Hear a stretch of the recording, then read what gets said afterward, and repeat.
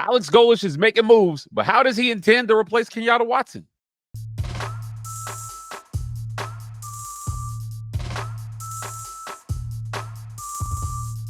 Welcome on into the Auburn Express, powered by the War Report. I'm your host, the Mike G. Turn us on, turn us up, we'll turn it out. I'm here with my good friend Logan Fowler, senior writer for thewarreport.com, to talk a little Auburn football here on a Friday afternoon. Logan, Alex Golesh is doing things. He had a really fun introduction. Well, it wasn't really an introduction, but it was more of a speech appearance at the basketball game this week when Auburn played NC State. I was down in the tunnel, got to talk to him for a brief second before after he came off the court. A couple of things I noted about him, and I tweeted this, but a lot of coaches have this. I like to call it like an air of superiority when you're around them, almost like they're too important to be in your presence. Alex Golesh doesn't really project that. He seems like a real humble guy and very easy to talk to, very approachable. And I can't say that from a lot of coaches. Like sometimes their mind is just in other places. Right after a press conference, some of them make more of an effort, like Shane Beamer, to be more amiable to the media. But as I'm starting to get to know Coach Golesh, it appears that he should be pretty adept at building strong relationships, not only with the media, but with his players, which is probably the more important thing. However, another guy who is really good at building relationships is headed to Boston College. That's Kenyatta Watson. Now, I know Kenyatta well. He did a fantastic job here. It appears as if Auburn just failed to lock him up. He had people coming after him, and Auburn didn't get a deal done that would have kept him on the plains. How much of a fumble is this by Auburn, do you think? I see these recruiting positions as more administrative than anything. So it feels weird that you wouldn't just put a guy in place who can go out, identify talent, establish relationships, and give you a good chance to land top 50 kids. Yeah. Regarding Kenyatta Watson, I mean, you said it's a big loss. He had lots of strong ties in the Southeast, especially in Georgia, that Atlanta area. He was a big name over there. And Alex Golesh talked about it in his opening press conference, like, hey, we're going to recruit this 250-mile radius harder than anybody in the country. Like the Southeast region, it's mine. That's essentially what he said. Yeah. And I'm not saying that Alex Golesh and his staff, I'm sure they have strong ties all over the Southeast. I mean, he coached at Tennessee, obviously had to build relationships down in Florida during his 3-year stint at South Florida. And I'm not necessarily doubting his staff and the guys that he's bringing over, but losing Kenyatta Watson, man, he was big. Everybody knows that guy. Like I said, like, he shows up at a camp and people know who Kenyatta Watson is. So he was a great energetic guy to have in that building. Very well respected in the recruiting world, on the recruiting trail. Did a great job helping Auburn build a roster. They obviously had 2 back-to-back top 10 classes the past 2 years. Helping go out and get guys like Duce Knight, Cam Coleman, Sam Turner, guys like those in recent memory. So I think it's a big loss. Obviously, you can't necessarily blame him if the grass was greener on the other side and he saw an opportunity to go back to his alma mater and be able to run things the way he likes to run things. And, I'm happy for him. I'm glad he's getting that opportunity, but I do think it's a big loss for Auburn, and we'll see kind of how they rebound and what their strategy is to attack the Southeast, especially a place like Georgia, where he was so well known. Logan, what do you think the reaction is going to be from fans? Like we knew that this would be a kind of a down recruiting cycle. We saw the signs in early August. John Cohen talked about retention over acquisition. Auburn wanted to focus more of their money on retaining this roster. And given what kids are costing, top 50 kids are costing, you cannot afford to retain a top 10 class and then bring in a top 10 class every single year. So there are going to be cycles to this where you have lower numbers. Maybe you bring in some top 50 kids, but again, your classes won't be ranked that highly because the numbers will be a little lower. And then you develop some of those 3 stars that you've retained over the years into solid starters to help keep stability in the program. are fans going to be able to adjust themselves to Auburn not being in that top 15 range in recruiting every single year? It just feels like they've lived around there, but I wonder what the perception will be, especially with the portal, if Auburn's not ranked in the top 15 every year. Right. Yeah. No, it's going to be an adjustment. Matter of fact, I was having this conversation with a couple of people over the week, especially with signing day starting on Wednesday. I joked around. I was like, man, this is like the most out of tune I've been with Auburn's high school recruiting class in so long. But it's because, well, for one, you just had a new coach who's coming in here That's trying true. yeah, like you just get Alex Golesh is trying to come in here and salvage, this class in a matter of 2 days. And like you said, from the get-go, this was going to be a smaller class. Like it was always going to be quality over quantity this year in high school because, like you said, Auburn's done such a good job getting the stars there that the focus has to be on retaining them and making those guys a priority. I think it's an adjustment that Auburn fans are going to have to make. Like I don't think you're going to see 25 kids, 30 kids signing out of high school anymore. I just don't think that's the way that coaches can build a program. I think they want to do that. Hugh Freeze wanted to do that. I think every coach probably aspires to start building these relationships years out in advance and building your roster through the high school ranks so that you can develop these guys into who you want them to be. However, it's just not the day and age that we live in anymore. This ever-changing landscape of college football, you have to adjust every single day, every single week, every single year. There's something new, and part of that is going to be adding and reshaping and retooling your roster through the transfer portal more often than not. So, do I think that Auburn's just going to completely throw away high school recruiting? Absolutely not. Like we just said, Alex Golesh said he's going to. He said that the high school talent in this region is nothing short of elite. So he's going to go get some talented high school guys. It's just a matter of, hey, if I'm only signing 15 guys, 15 to 17 guys like I am this year, we're gonna have some guys leave. We've got to go get some strong additions through the portal. So I don't know. I think if I was a coach, I would try to split it 50-50. I don't know how you can do that anymore. But no doubt that it's going to be an adjustment for Auburn fans. It's something they're going to have to get used to, and I think not just Auburn fans, but everybody in the country. Yeah, look, it's really interesting. I think that talent identification and evaluation is a very, very specific skill.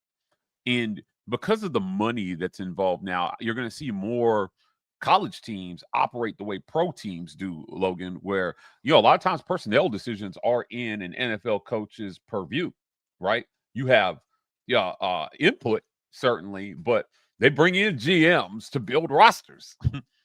And that's essentially what Kenyatta is going to Boston College to do. He's going to be their GM, and he's going to build a roster there, and he's going to be good at it. Yeah, Because he was good at it before he got to Auburn. I just feel like they fumbled this. Was an easy one, and they didn't get a deal done in time. So if anybody's wondering, well, what happened here? I talked to Kenyatta. They just didn't get a deal done, and by the time they wanted to talk, he was gone. He had another job, and why I think this is a fumble is that you lost a recruit, an extremely valuable recruiting asset because you didn't prioritize him on your list of things. Now, I'd be interested to like again. He never. I don't believe he ever had a conversation with Golesh. But if your goal is coming in the door, you heard Kenyatta Watson's name multiple times, probably before the plane hit the tarmac in Auburn. yeah, That's how good at his job he is. So I have questions about how they're going to fill that need. I have no doubt that they'll be able to fill it, but man, it's just you love to see that one more thing kind of off his plate as he takes the job. You know what I mean? Right? yeah, Recruiting's done. Let me focus on figuring out how I'm going to flesh out this roster. yeah. And man, I got to tell you, it's lots of things for Alex Golesh to do this all season. Let's get to the break, and when we come back, Well, I talk a little bit more about that roster and some guys on that roster. Do they have a future at Auburn? We'll talk about that next. This episode of the War Report is brought to you by our friends at Abel's I Know More and Associates. You don't need a big balance to get big advice at Abel's I Know More and Associates. There's no minimum to start your initial portfolio review. It's completely complimentary. Whether you're just starting to invest, a do-it-yourself investor, or in the final stages of planning for retirement, Amos Fiduciary Advisors will meet you where you are. No sales pitch, no pressure, just honest guidance. Call AIMA at 912-777-4128. Scan the QR code on your screen or visit AIMAINC.com. It costs nothing and could change everything. The War Report has been compensated by Abel's I Know More and Associates for this endorsement. Abel's I Know More and Associates is a SEC registered investment advisor. Registration as an investment advisor does not imply a certain level of skill or training. I want to thank our friends at the Rogue Shop. Visit rogueshop.com. Use code REPORTER to get 15% off your Rogue Shop order. Pain, sleep, stress, anxiety, whatever ails you in life, the Rogue Shop has something that has you covered.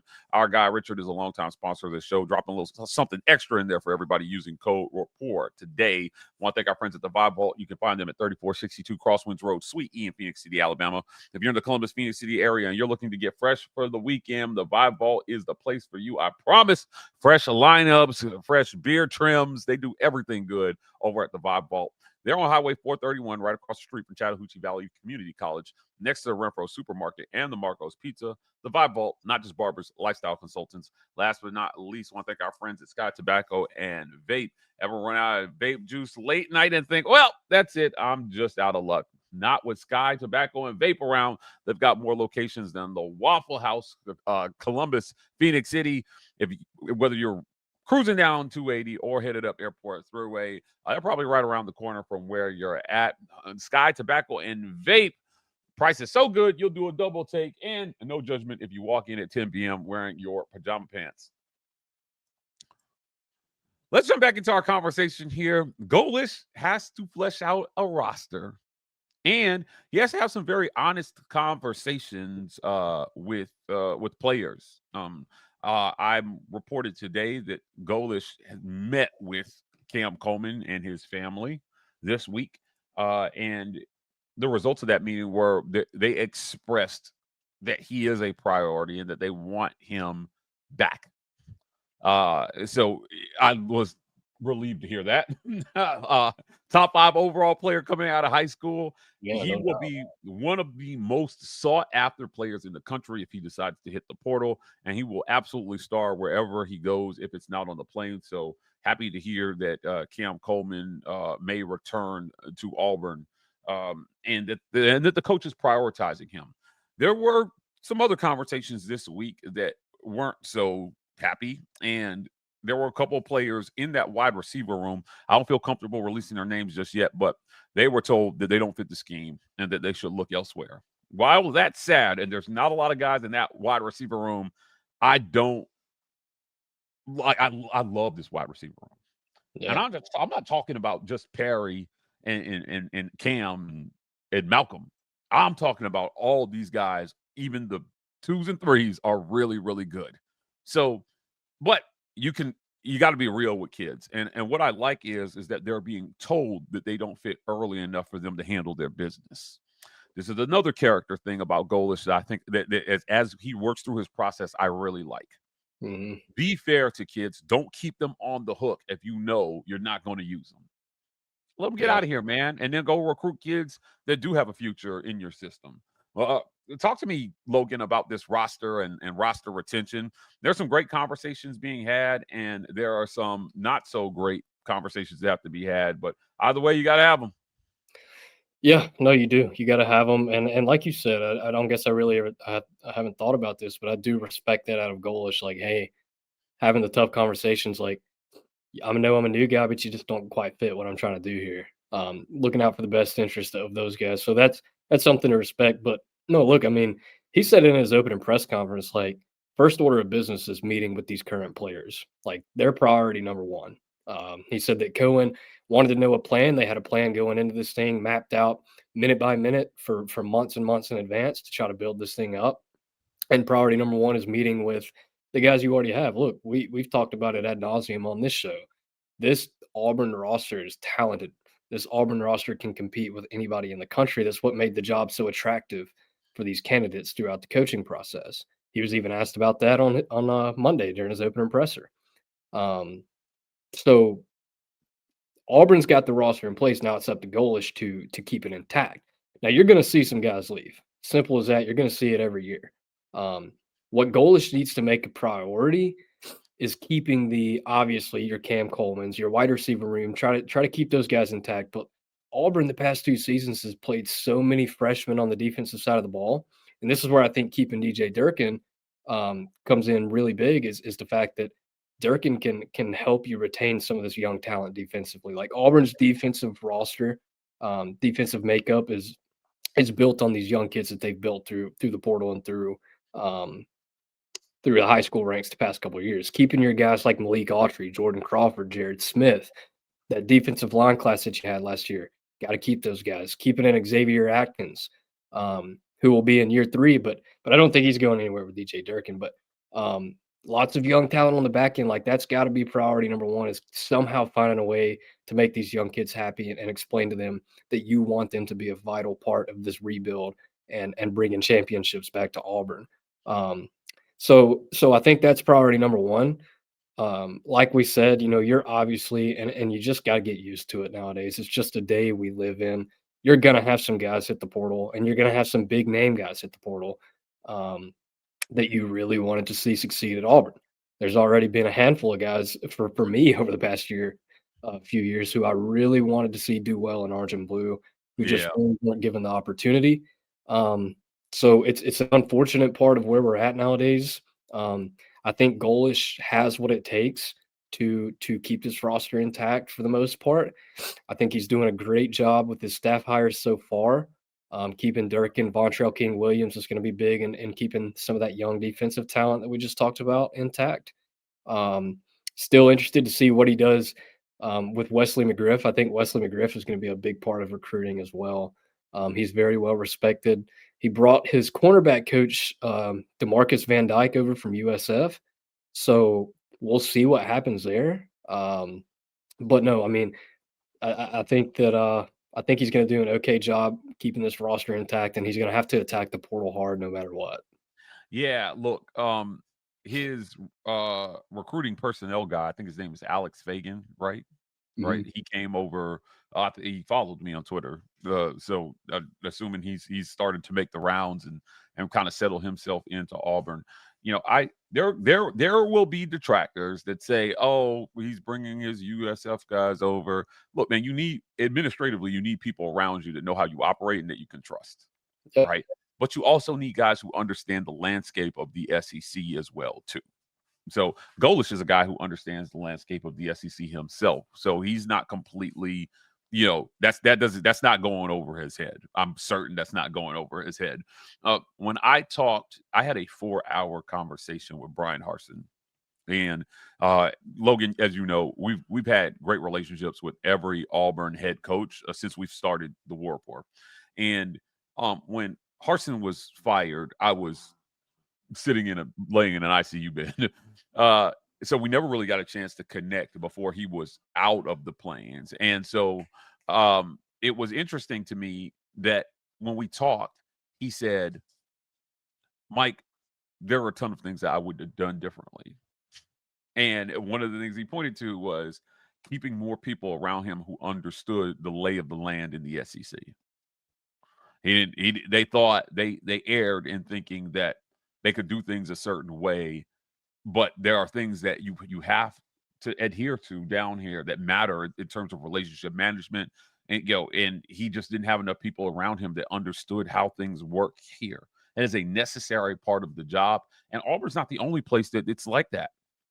So, bring in people you trust, but also don't fix what's not broken. And, we started this conversation talking about Kenyatta Watson. To me, that was one of those things that just wasn't broken. Just he can recruit. He's going to get kids here. He's going to get you top 150 kids every recruiting cycle. He's going to get you enough to be ranked in the top 10. And you need guys like that. So hopefully Fagan and these other guys can achieve those same results. My hope is that they're just adept at relationship building in the South as they are, in any other footprint that they've worked. Logan Fowler, senior writer of thewarreport.com. I want to thank you for joining me on today's show. Guys, we're going to get out of here. But before we do, YouTube has a feature that we want to tell you all about. YouTube now has a hype button just for the content you love the most. The War Report is delivering the coverage you count on daily, so smash that hype button to help the channel reach more college sports fans. It's a great way to support our work. Smash that hype button. Smash that hype button. And while you're smashing that hype button, hit the comment section. Let us know what you think about Kenyatta Watson. Can Auburn replace his recruiting prowess? And what do you think about guys being told that they are no longer a good fit for Auburn? I like it because I think you got to be straightforward with these kids. We want to hear from you. While you're in the comment section as well, smash that super thanks button. Your financial support helps keep the work that we're doing here going. Please hit like and subscribe. We are the War Report on every social media platform. TW Report on TikTok. We're signing off, and as always, War Eagle.